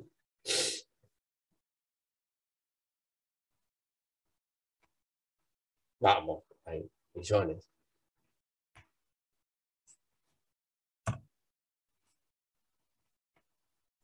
Profe, sería como que a uno le puede molestar actitudes del otro, pero también uno las tiene presente y no se da cuenta, digamos, de que las tenés vos, pero te molestan en los otros. No, porque eso considera una ilusión de la realidad, sino, por ejemplo, digamos, cuando uno lo trata al otro como si fuera uno mismo, ¿sí? Vamos a suponer, yo, digamos, tengo el sesgo, esto puede llegar a pasarle, digamos, y en algún momento seguramente les pasó esto. Yo tengo el sesgo de que soy una persona justa y de que soy una persona buena. Entonces, para mí, la gente es justa y buena. ¿Se entiende? Entonces, es un mecanismo proyectivo para no ver, digamos, que en realidad la otra persona no son tan justas y buenas. Eso, digamos, en la vida diaria. Yo proyecto lo que yo soy en otra persona. De tal forma que cuando veo actitudes parecidas a las mías en otras personas, yo les atribuyo a esas otras personas mi intencionalidad. ¿Sí? Entonces, por ejemplo, vamos a suponer una situación, digamos, de proyección. Vamos a suponer que en una pareja, digamos, un varón por una situación laboral, le tenga que pedir su teléfono, digamos, o su tarjeta a una clienta. Bueno, la pareja puede pensar que le está dando el teléfono para después establecer una relación vía telefónica, vía virtual, y después conducir un engaño. Pero es lo que ella haría, no lo que está haciendo el otro. No, no es el objetivo, tal vez, digamos, de la otra persona, es lo que ella haría. Entonces, lo que hace inmediatamente luego que la clienta le ofrece su teléfono, es enojarse con su esposo porque está proyectando lo que le pasaría a ella en ese caso. Y si ella diera el teléfono, es para establecer ese tipo de relación. ¿Se entiende? Sí. Profe. Sí, profe. Eso, digamos, es como en la vida diaria, ¿ok? No está viendo la realidad. También hay un sesgo de realidad en esto que vos hablas,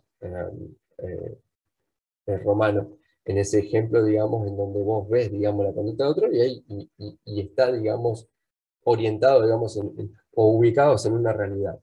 Pero cuando yo ya supongo que a la otra persona le pasan cosas que en realidad me pasan a mí, yo ahí estoy proyectando. Profe, puede Sí. ser que no solo sea porque ella haría eso, sino que lo esté haciendo. También, sí, no, a ver, acá hablamos, es esto, digamos, lo que es mecanismos, este tipo, digamos, de operaciones mentales. Que quede claro esto, es un automatismo, o sea, no está consciente. Le pasa que cuando una persona le extiende el teléfono al esposo, o a la pareja, o al novio, inmediatamente, digamos, surge una sensación muy negativa que puede llegar a ser ira o puede llegar a ser angustia.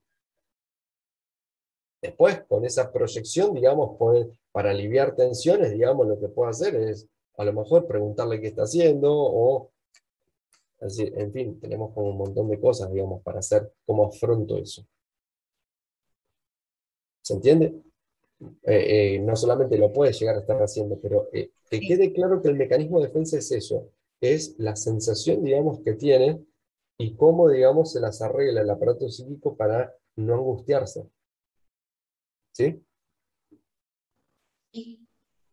Bueno.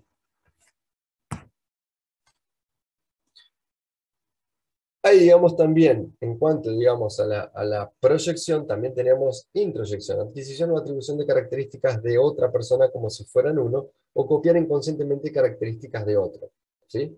Eso, digamos, es una operación que es muy fácil de ver, que es que cuando uno entra en interacción, por ejemplo, digamos, con un grupo ya constituido que tiene sus códigos, empieza a utilizar ese código, digamos, de manera indiscriminada.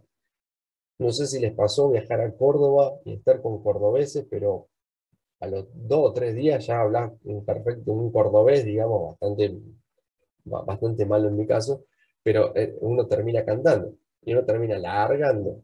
O sea, bueno, esa situación, digamos, de ir incorporando las características de otro, se llama, digamos, introyección. No sé, ¿les pasó o no les pasó? ¿A alguien le pasa eso? O que empiecen, digamos, a tener ah, giros lingüísticos o códigos, digamos, de, de, de, de gente, digamos, conocida. Sí, o adoptar palabras de otras personas, por ejemplo. Claro. O, Bien. o la cultura de otro país o de otra. Puede ser eso también, profe, o no, adoptarla.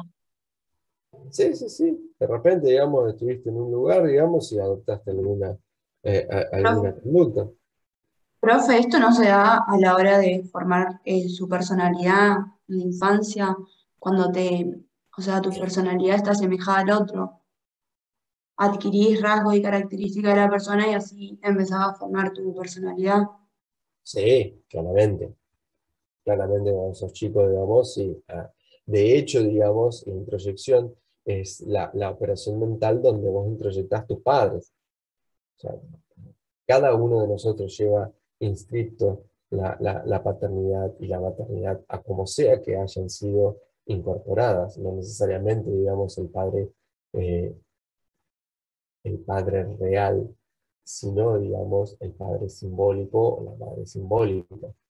Con esto no ya saben que no es necesariamente existe, digamos, el papá en la familia, puede estar huérfano, pero puede ser incorporado de otra forma. Eso ya creo, digamos, que no tengo que aclararlo, ¿verdad? Eh, de hecho, digamos, nosotros llevamos la inscripción de nuestro padre. Y sí, esta es la manera, digamos, en que esta es la operación mental que sigue eso. Profe, ¿y cómo se vería eso como un mecanismo de defensa? O sea, así tal cual sería un mecanismo de defensa, defensa contra qué sería la introyección Exacto. en este caso. Te agradezco por la pregunta, digamos, porque la estaba esperando y no la hizo nadie. Así que bueno, te agradezco Ok. por eso. Cuando hablamos de equilibrio, hablamos no solamente de emociones negativas, sino también de las emociones positivas. Es decir, cuando nosotros parte de la realidad nos afecta, no nos afecta siempre de manera negativa. Estos ejemplos, el ejemplo de introyección, también considerado dentro, digamos, de las emociones y de las emociones positivas, como dije en ese momento. Está para equilibrar. Uno también se puede llegar a desequilibrar, incluso, digamos, por emociones que pueden llegar a ser positivas. Obviamente que, por lo general, uno trata, digamos, de ver cómo puede aliviar un sufrimiento y por lo general la gente no va a ver por eso. O sea, nadie viene a un consultorio porque está extremadamente feliz. ¿Sí? Ah, claro, sí, entiendo. ¿Se entendió? Bien, anoche sí lo preguntaron, hoy costó un poco más, pero salió. Bien. Vuelta contra sí mismo, digamos, una forma muy especial de desplazamiento, digamos, y se establece cuando la persona se vuelve su propio blanco sustitutivo. ¿Sí? Esto creo que lo hemos visto. Puedo verlo, digamos, en el ejemplo anterior de esta persona que trata de hacerse daño porque le está haciendo daño a una parte inscripta e introyectada de otra persona o de otro objeto. ¿Sí? ¿No? Sí, esto era creo lo de la Sí, pero anorexia nerviosa, ¿o no? Vamos a suponer que alguien se quiera hacer daño o golpeándose la cabeza. La paciente lo que hace, digamos, es golpearse todo el tiempo la cabeza así, cuando tiene ese tipo de crisis, ¿no? Se vuelve contra ella misma, o se golpea en la cabeza, digamos, contra la pared, o se cortan, ¿sí? O Profe, hacen un intento de suicidio, ¿verdad? Que es la una parte pregunta. de Usted cuando se refería o sea, que puede ser en forma positiva, todos los mecanismos generalmente pueden ser algunos positivos, no solamente negativos. Bueno, Sí, sí, de todo lo que pueda llegar a generar desequilibrio en cuanto a afecto. sea, ¿qué es lo que a vos te afecta? O sea, a ver, vamos a hacerlo, digamos, a la inversa. ¿Cuándo no te defenderías? Básicamente cuando hay algo que no te importa. O sea, ¿qué te podría llegar a importar? Vamos a suponer, hay una gran cantidad, por ejemplo, digamos, de chicas en este grupo, y creo que pueden llegar a entender esto. ¿A ustedes realmente les importa si gana Colón, Unión o la selección? Algunas sí, pero a la gente que no le importa el fútbol, vamos a suponer que pierde a alguien, no lo registra, porque en su vida anímica no está incorporado ese objeto y no está envuelto, digamos, en líbido, no hay catatinia. ¿Se entiende? ¿Cuándo no te defenderías de algo? No te importa. ¿Hola? Sí, se entiende, Sí, profe. sí. Ahora, Profe, las cosas que llaman la atención y realmente importan, cuando verdaderamente te importan, es donde se va a generar un desequilibrio. Hay desequilibrios que son fantásticos y que por lo general, digamos, a uno le gustaría tener y atravesar en la vida. Por ejemplo, digamos, la idealización. A ver si está.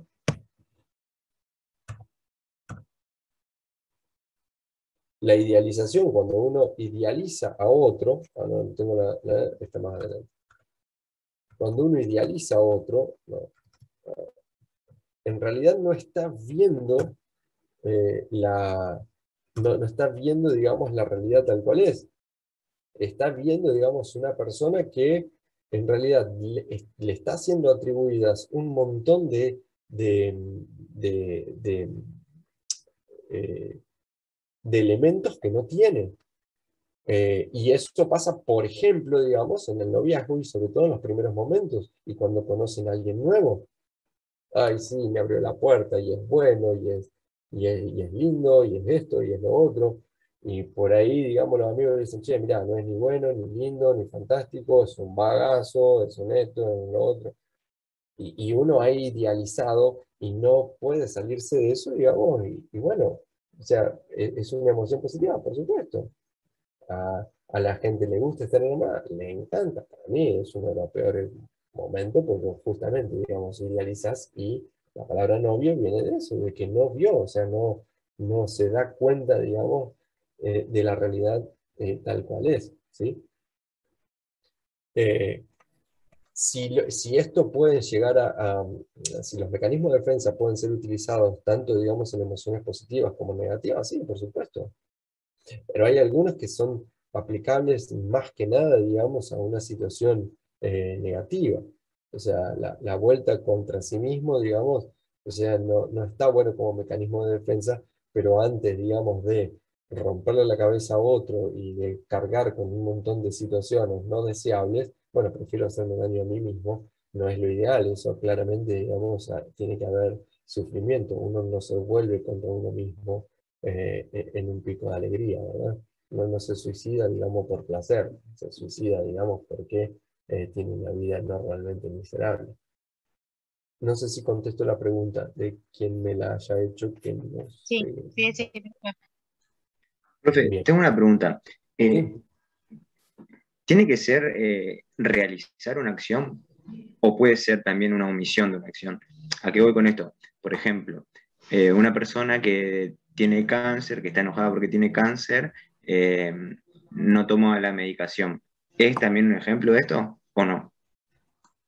Perfecto, sí, sí. De hecho, cuando planteé hace unos muy poquitos años dónde contextualizar, bueno, si mira, justo si te interesa, tengo un capítulo entero que formaba parte de la bibliografía antigua, que es de un libro de medicina psicosomática, donde estaban las respuestas psicológicas ante la enfermedad y el dolor, y donde habla justamente, digamos, de todo esto. Te lo voy a dejar en fotocopiadora porque yo siempre, digamos, abro o genero una apertura de este seminario diciéndoles que en realidad ese capítulo lo van a leer este año, a lo mejor, pero que lo dejen para leerlo cuando terminen la carrera y sean médicos, porque las reacciones psicológicas de los pacientes ante la enfermedad y el dolor es algo que le empieza a interesar a uno cuando uno tiene que atender a un paciente. Si te interesa, y justamente ahí es donde se dan las reacciones de los pacientes y los mecanismos de defensa. Está, digamos, ahí también justamente integrado esto. Te lo dejo en fotocopiadora. ¿Quién es el que me...? ¿Fabro? Bueno, dale, profe, sí. Te lo dejo en fotocopiadora. ¿Dale? ¿Cómo se llama el texto, profe? ¿Cómo se llama? Ah, eso, ¿cómo se llama? Mecanismo de respuestas psicológicos ante la enfermedad, una cosa así. Te dejo, digamos, el capítulo y te dejo el libro. El libro es el de Levenstone, de medicina psicosomática. Es un taco, digamos, pero te lo llevo. Voy a ver si lo... Este martes ya es presencial, ¿no? Para nosotros. Pero sí. Voy a tratar de dejarlo en la fotocopiadora, digamos. Bien. Momento que no veo nada. Transformación en el contrario, el sujeto transforma en su control los deseos e impulsos reprimidos no permitidos por el super yo. ¿Sí? La obsesión por el orden y la limpieza. Acá cuando hablamos de transformación en lo contrario, hablamos de los deseos desde el yo, mientras que en la represión normalmente, digamos, los impulsos son provenientes del ello. Hablamos de libido y de agresividad. ¿Sí? Acá la transformación en lo contrario, por ejemplo, la obsesión por el orden y la limpieza en algunas personas sería una reacción frente a los deseos inconscientes de suciedad y desorden. Estamos hablando, digamos, de un paciente, por ejemplo, digamos, con TOC. En realidad, inconscientemente desearía suciedad, desearía mugre, pero en realidad no lo puede hacer y lo transforma en contrario, entonces le pone mal ver las cosas sucias o desordenadas. ¿Sí? Profe, pero ¿por qué quizás querría ver suciedad o desorden? ¿Cómo? ¿Por qué querría ver inconscientemente suciedad o desorden?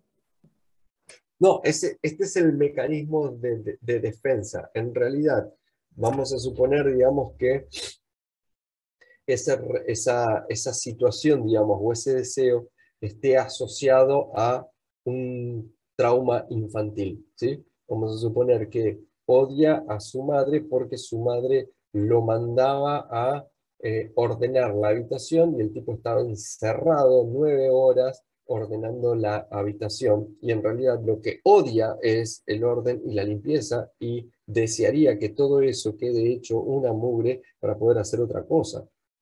Pero en realidad, en la medida, digamos, en que este mecanismo de defensa está operando, él empieza a ponerse, a tener sensaciones feas cuando ve sus cosas desordenadas. Claro, ahí entendí. ¿Sí? Gracias. ¿Se entiende? Sí, sí. Es súper importante, es más importante, para mí es más importante que comprendan y que entiendan antes que el ejemplo. Después, si entienden y comprenden, pueden buscar cualquier ejemplo, incluso inventar los propios, pero lo tienen que comprender. Bien, otros mecanismos de defensa en psicoanálisis han sido, y más allá, digamos, del libro de Ana Flores, donde hay una descripción completa de esto, más adelante, digamos, en la obra de ella y en otras obras clásicas del psicoanálisis está la negación. Y otra vez me olvidé de sacarle, digamos, la palabrita. No se puede definir una palabra con la misma palabra, ¿sí? O sea, negación no es negación a aceptar la realidad, aunque está así, sorprendentemente, digamos, en el diccionario de la Planche Pontales. Negación a aceptar la realidad sería la imposibilidad de aceptarlo. Cuando vos cuando tenés tanta imposibilidad, lo que haces, digamos, es suprimirla. Entonces, por ejemplo, vamos a suponer, y esto, digamos, se puede llegar a ver en el contexto de la atención al paciente, cuando el estudio le llega a manos de un paciente, y vamos a suponer, digamos, que sea algo inesperado, por ejemplo, digamos, el diagnóstico de cáncer, ¿sí? Y el paciente en primera instancia, para poder asimilar esto, lo primero que tiende a pensar es que se equivocaron en la rotulación del estudio. No puedo no ser yo. Entonces, es así. situación, digamos, alivia un poco la conciencia, digamos, de este individuo. O sea, alivia un poco, digamos, la angustia. Entonces, escúchame una cosita. Vos me acabas de dar este estudio, pero ¿están seguros de que es mío o puede haber algún tipo de confusión? No, no hay ningún tipo de confusión. La primera operación frente al impacto de esto, digamos, es pensar que no soy yo, que se equivocaron, que esto no es así. Y eso, digamos, se produce a través de esta operación que hablamos, que llamamos mecanismo de negación. Fantasía.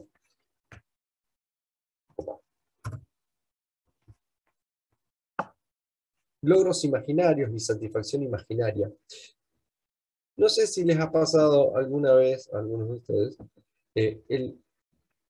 cuando uno o está en algo repetitivo, tipo un viaje o tipo en el colectivo, ponerse, digamos, a mirar nada, la ventana de ese colectivo o estar caminando y haciendo una actividad y de repente hacerse una película en donde uno, digamos, realmente sale bien parado de una situación que le preocupa. Por ejemplo, que va y rinde bien injuria. Digo, en esos momentos, digamos, ese momento, digamos, es un momento de alivio de tensiones y de alivio de angustia. ¿Les pasa? ¿Les ha pasado? Tipo, Sí, profe. Sí, siempre. Siempre. Con injuria. Bien. Es decir, eso, digamos, es un mecanismo defensivo, es normal y está En bien. ese, perdón, una pregunta. En Sí. ese caso tendría que ser consciente, digamos, la persona despierta y eso, o también se podría considerar cuando, por ejemplo, soñamos que aprobamos y te despertás y en realidad no rendiste todavía. No, a ver, ya ahí hablamos de otra cosa porque no hablamos de una interacción con el mundo, hablamos, digamos, ya de una situación interna.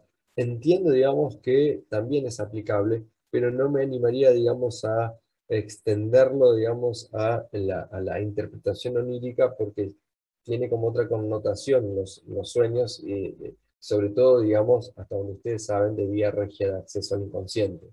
Entonces, por ahí no me animaría todavía, digamos, a poner estas operatorias. Si bien en el sueño está lo que es la condensación, la proyección, la asociación, etcétera, digamos, y otras operaciones mentales, ya, digamos, es el inconsciente prácticamente crudo.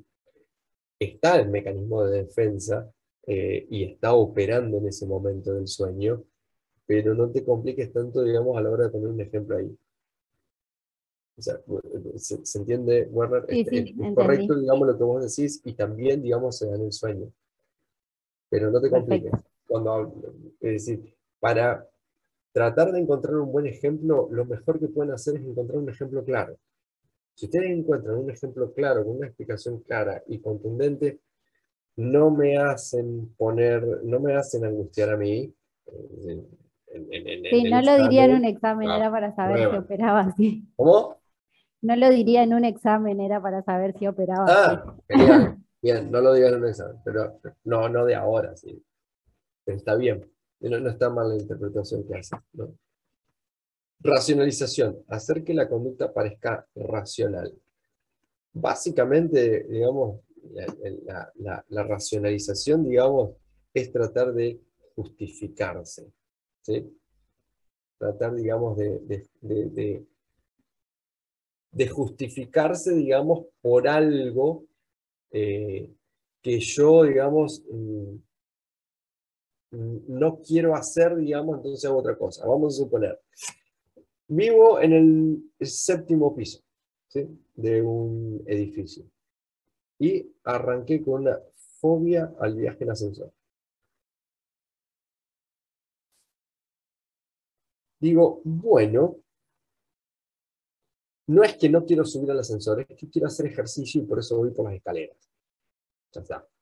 Entonces, y de repente, digamos, esto está bueno porque yo sé que tengo que hacer ejercicio, tenía que empezar, gracias a Dios que tengo esto, digamos, porque ahora lo que pasa, digamos, no es que tengo tanto miedo al ascensor, sino que más que nada, digamos, quiero hacer ejercicio.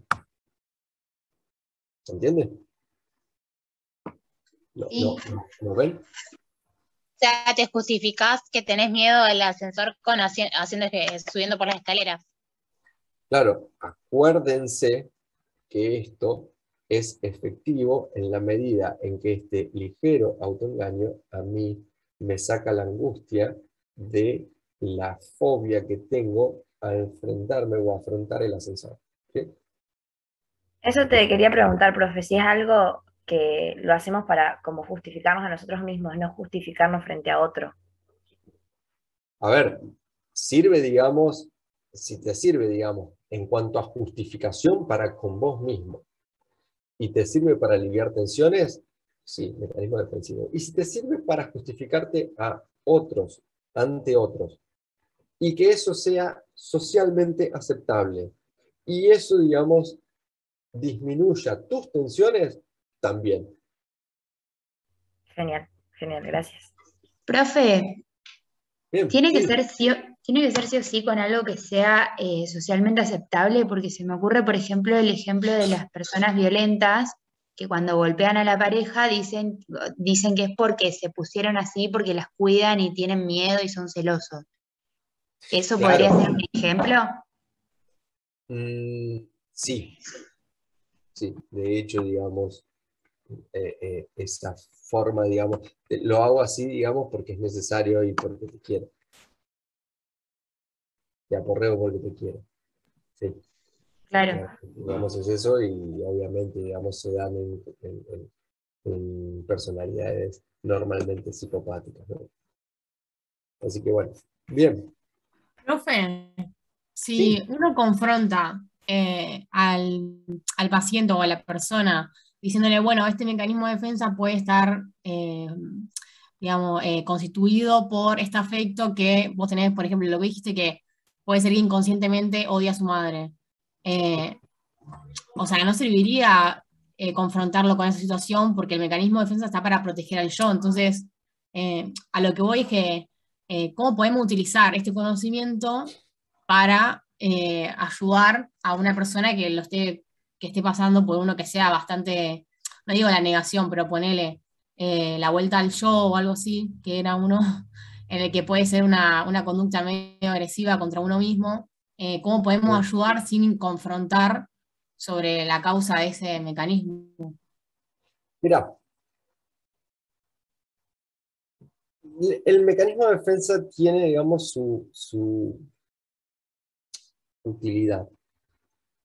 No siempre que vos descubras, no siempre que vos descubras qué mecanismo de defensa es y qué es lo que está protegiendo, las personas están preparadas para asimilar una situación. Por ejemplo, puede llegar a ocurrir un trauma grave. El trauma infantil, el abuso sexual infantil es un trauma muy grave. Casi diría, digamos, condiciona a alguien de por vida, porque además de grave hoy sabemos que produce daño cerebral, medible, mensurable. El neurodesarrollo se ve completamente afectado por una situación traumática. Y digo, esta, como digo, cualquier otra situación traumática que sea grave. No siempre que vos, no siempre consiste, digamos, en tratar, digamos, de descubrir y tratar, digamos, de sacarle la defensa, la cual, digamos, se está reprimiendo, digamos, o es necesario, digamos, acordarse de todo para poder ayudar a alguien. Porque tal vez esa persona no está preparada. Gente, todos tenemos en nuestro inconsciente la mugre abajo de la alfombra y cosas que son tremendamente dolorosas o que son tremendamente vergonzantes. Y vamos a suponer, digamos, que se levanten hoy y lo agarre a alguien de los pelos y diga, vení, sentate acá y empezá a hablar. Porque a partir de ahora, digamos, no, a ver, flaco, no quiero. Primero que hoy es sábado, 1:10 de la tarde. En segundo lugar, no me interesa hoy. Sé que tengo, digamos, un problema, pero o que tengo, digamos, una situación, o que podría desbloquearme, que podría ser mejor, pero hoy no, mañana o pasado. Entonces, no siempre que uno vaya a generar este tipo de operaciones son obligatorias por el hecho de haberlas descubierto. Uno tiene que, a lo mejor, tal vez, ver cómo puede incorporar alguna otra defensa que sea más beneficiosa para poder lograr asimilar algo, digamos, que no pudo ser asimilado en otro momento de la vida o de la existencia. Fernández, ¿verdad? Sí, sí, entendí. O sea, sería que vaya a hacer algún tipo de terapia, como para... No, Si es algo a ver, tan lo que estás agresivo preguntando como... justamente, digamos, es dentro de la terapia, yo encuentro esto, ¿cómo puedo ayudar? ¿Sí? Y Claro. es como si alguien se fractura y vos sabés que se tienen que unir los dos extremos de la fractura, vos sabés que tiene que formarse, digamos, el hematoma, vos sabés cómo se hace. El problema, digamos, es que lo hagas de manera que el cuerpo pueda ayudar, digamos, a que se repare y no entorpecer la cosa en el comienzo, desde el comienzo. Vamos a suponer que encontrés a alguien que está fracturado. Dice, no, vení, quédate tranquilo, yo te arreglo, digamos, y agarré el brazo, lo ponés. Esto se hace, digamos, de manera correcta. No porque yo lo diga, sino porque esto ha sido la experiencia de cientos de años. Esto se hace así, se inmoviliza, hay que hacer esto, hay que hacer lo otro, etc. Pero, no necesariamente cuando vos ves un problema, la persona está en condiciones de asimilarlo, en condiciones reales, y también, digamos, en disposiciones mentales. O sea, hay gente que no está con una disposición a la resolución de un conflicto infantil. Tiene a lo mejor otro tipo O de sea, capaz que podemos abordarlo cuando es un síntoma. O sea, cuando falla el mecanismo de defensa.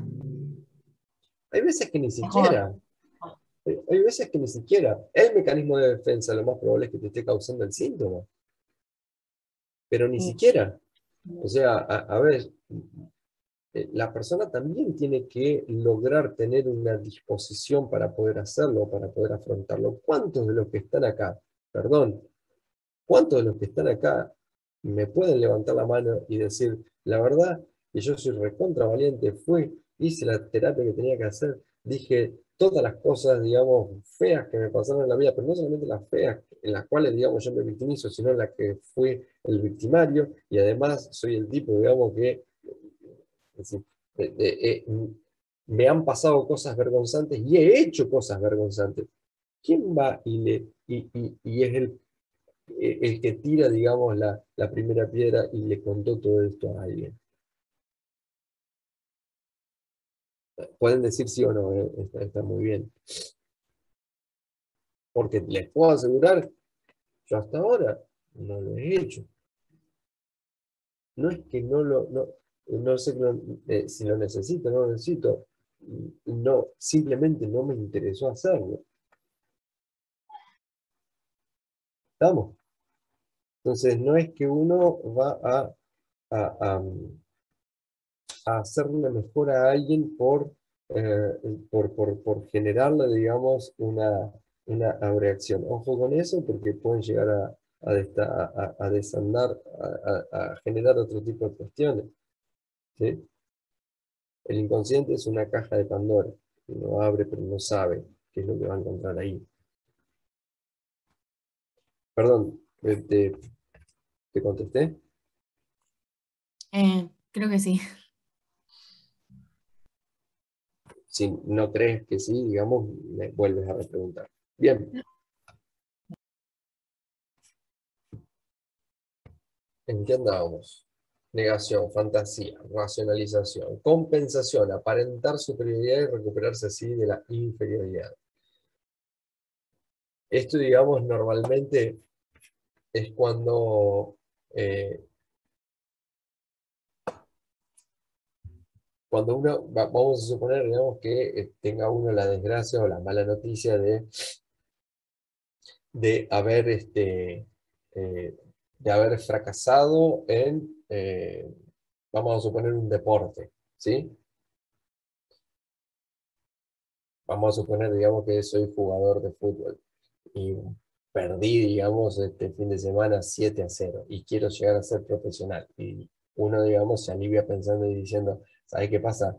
Es que, digamos, siendo jugador de fútbol a lo mejor no soy tan bueno, pero soy excelente cocinando.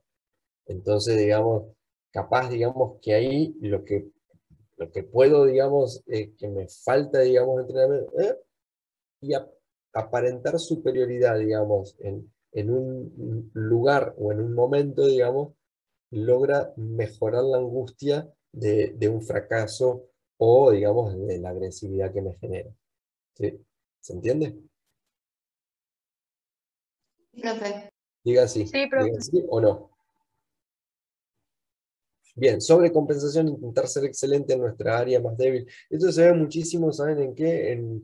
En personas que han tenido una dificultad en la vida y vieron, digamos, los amputados, digamos, de esos que a lo mejor no caminan, pero se ponen de esas prótesis, digamos, y son los corredores que hacen tiempos extraordinarios, o nadadores que les falta un miembro, digamos, y chac, chac, chac, bueno, logran hacer justamente de la debilidad una fortaleza.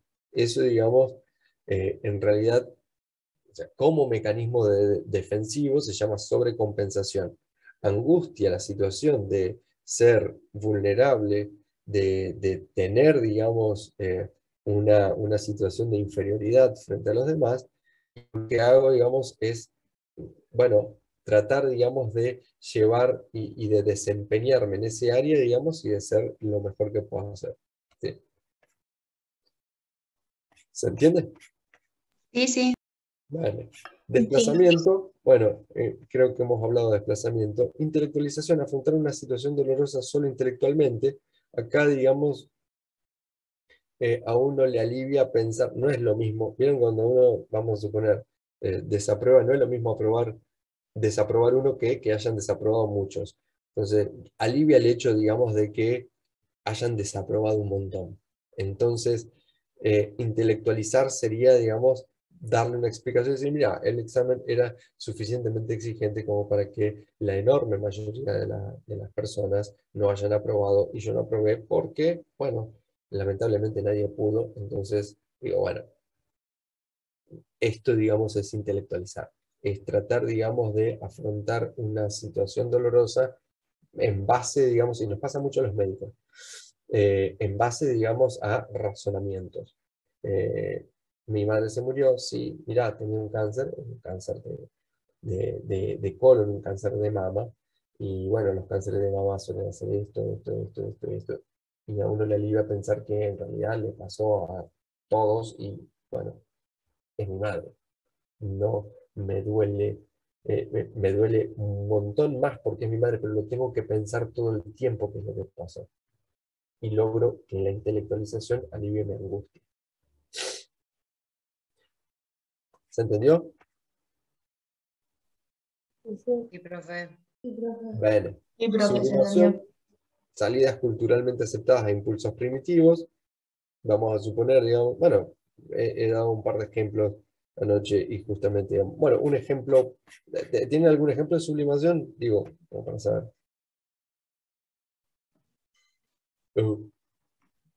La gente que hace arte, por ejemplo, o deportes, cuando está enojada o después de una situación traumática, lo expresa de esa manera, de manera artística o deportiva. Ejemplo concreto. Frida Kahlo. ¿Quién? Claro, por ejemplo, ella. Frida Kahlo, que sublimó, o sea, ella con todo el accidente que tuvo, todo su dolor, empezó a pintar y pintó su propio sufrimiento. Ajá, Y así bien. ella lo transita.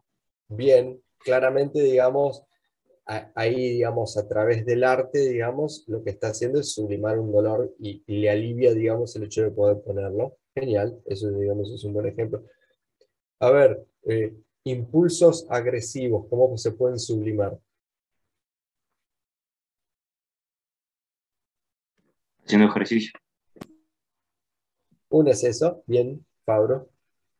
haciendo ejercicio, otra, digamos, a través del boxeo, encontrar una actividad que sea socialmente aceptable. Es socialmente inaceptable que yo golpee a un individuo, salvo que lo haga a través del boxeo o a través de un arte marcial o a través, ¿se entiende? O sea, tengo ganas de golpear, tengo ganas de matar, tengo ganas de acuchillar a alguien. ¿Qué puedo hacer? Cirujano. Cirujano. A ver, voy a aclarar esto. No vaya a ser, digamos, que lo tomen para otro lado. No es que todos los boxeadores están sublimando, ¿sí? Tiene que haber, para que se produzca el mecanismo de defensa, tiene que ser el proceso, no la conducta objetiva. No es que el cirujano está sublimando, no es que el boxeador está sublimando, no es que el deportista está sublimando, no es que los rugbyers estén sublimando agresividad. Uno puede llegar a sublimar deseos homosexuales, y hay un ejemplo de esto, digamos, que está en internet, sublimar los deseos homosexuales y el contacto, digamos, con varones, por ejemplo, digamos, en la peluquería, o haciendo, digamos, deporte de contacto en el rugby o en el judo. O sea, a ver, son deportes, digamos, de contacto. Ahora, para que pase eso, de forma inconsciente, la persona tiene que ser, digamos, homosexual. No significa que todos los que practican rugby o todos los que practican judo o... ¿Se entiende? Sí, sí. Bueno. Profe, una forma de sublimar podría ser el altruismo o ahí el altruismo o no sería porque, o sea, sería desinteresado. El activismo. Altruismo. Altruismo. Ahora lo vamos a ver. A ver, también consideren esto. Y tengan en consideración esto. Hay diferentes escuelas. Tenés la escuela de psicoanálisis y tenés otras escuelas. Vamos a ver solamente a modo de ejemplo estos mecanismos de defensa según el DSM-4, digamos, que es nuestro manual. A ver, es decir, vale la pena aclarar. Ya está el DSM-5, todo es extremadamente similar, pero todavía no se incorporó a la vida de los psiquiatras o de la psiquiatría en general, lamentablemente, digamos, porque por ahí no cumplió con un montón de expectativas que se tenían sobre esta nueva versión. Por eso todavía seguimos utilizando el DSM-4 en la práctica diaria y es a lo que me voy a referir ahora. No obstante, sigue de forma muy similar la clasificación de Valiant, justamente, digamos, la del DSM, que es la clasificación sobre todo de la Escuela Americana de Psiquiatría. Con lo cual, cuando hablamos de mecanismos de defensa, también es cierto, digamos, que están como considerados semejantes los mecanismos de afrontamiento que en algún punto Anna Freud había separado, ¿sí? Acá cuando hablamos de mecanismos de defensa para la psiquiatría americana también, si bien hay una diferenciación, casi lo asimila o lo pone al mismo nivel que los mecanismos de afrontamiento. Los mecanismos de defensa, entonces, según el DSM-4, son estrategias de afrontamiento, o sea, son procesos psicológicos, o sea, operaciones mentales, automáticos que protegen al individuo frente a la ansiedad y las amenazas de origen interno y externo, y el individuo suele ser ajeno a estos procesos y a su puesta en funcionamiento.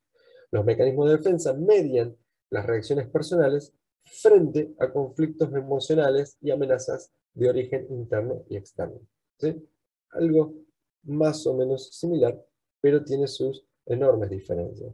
Primero, no suele ser tan determinante en cuanto a no solamente al automatismo mental, sino, digamos, a la inconsciencia de estos mecanismos. Uno puede observarlos, ¿sí? Igualmente, los pone en una situación, digamos, de jerarquía en cuanto a maduración, tal cual, digamos, se venía haciendo desde el otro lado. Les cuento, o por lo menos voy a darle esta misma posibilidad a quien quiera. Bueno, vamos a desarrollar un poquitito esto. Voy a abrir ahora un momento de preguntas hasta acá. Y bueno, para los que quieran dar por finalizado el seminario y comenzar su fin de semana, pueden hacerlo. El resto se queda, digamos, el que quiera, ¿sí? Pero hasta acá, digamos, es donde bueno, abro un mínimo momento de preguntas. Y se queda, digamos, obviamente el que quiere.